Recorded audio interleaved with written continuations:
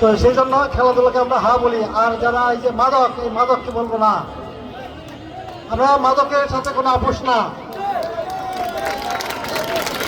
আপনারা খেলাধুলা করবেন, আমাদের ইউনো স্যার আছে আপনাদের খেলাধুলার সহযোগিতার জন্য। ফুটবল লাগবে, এই যে দেখেন সুন্দর একটা দৃষ্টিনন্দন মাঠ, আর ঐতিহ্যগত ভাবেও এই জায়গাটা সবাই চিনে, পাগলের মাঠ। ঠিক আছে, ভালো হওয়া, ভালো থাকবে। ঠিক আছে, সবাই আপনারা ভালো থাকবেন, বেশি কিছু বলবো না, সময় সন্ধ্যা হয়ে গেছে। সবার আগামী ভবিষ্যৎ ভালো হোক এই কামনায়। আসসালামু আলাইকুম। ধন্যবাদ স্যারকে চমৎকার কথা বলার জন্য। আমাদের ক্রীড়া আমাদের শক্তি দান করে, আমাদের মানসিকতা ভালো রাখে এবং মাদক থেকে দূরে রাখে।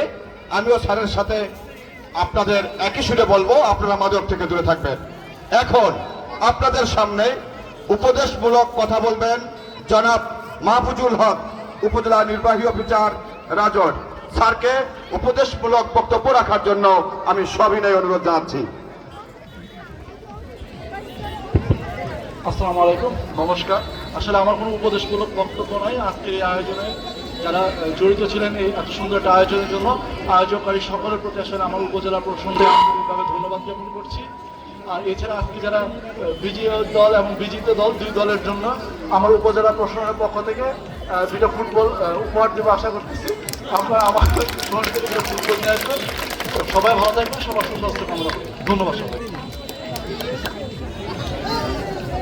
ধন্যবাদ জনাব মাহফুজুল হক ভাইকে। এ পর্যায়ে আমাদের মাঝে আজকের এই ক্রীড়া ফুটবল ম্যাচের প্রধান অতিথি, প্রধান আকর্ষণ আপনাদের সকলের সুপরিচিত জনাব হিমেল আলী ইমরান ভাই আজকের এই ক্রীড়া খেলার প্রধান অতিথি। আপনাদের মাঝে মূল্যবান বক্তব্য রাখবেন এবং দিক নির্দেশমূলক আলোচনা করবেন।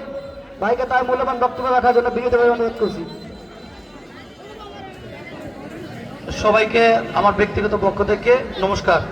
আসলে এত সুন্দর একটা খেলা উপভোগ করলাম যে আমাদের সম্মানিত ওসি মহোদয় সাহেব এবং আমাদের ইউনো মহোদয়, তারা সত্যি অভিভূত যে এত সুন্দর খেলা কদমবাড়িতে, এত সুন্দর খেলা একদম এটা বলতে জেলা বিভাগের যে পর্যায়ে খেলা সেই রকম একটা খেলা আপনারা উপহার দিয়েছেন।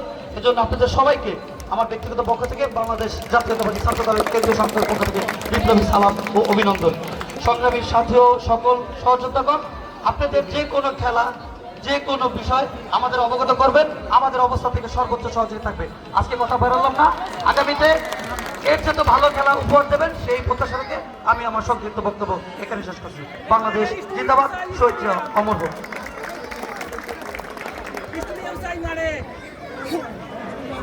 শুধু দর্শক মন্ডলী, আমাদের এতদিনের আকাঙ্ক্ষা শেষ হলো আজকে এই ফাইনাল।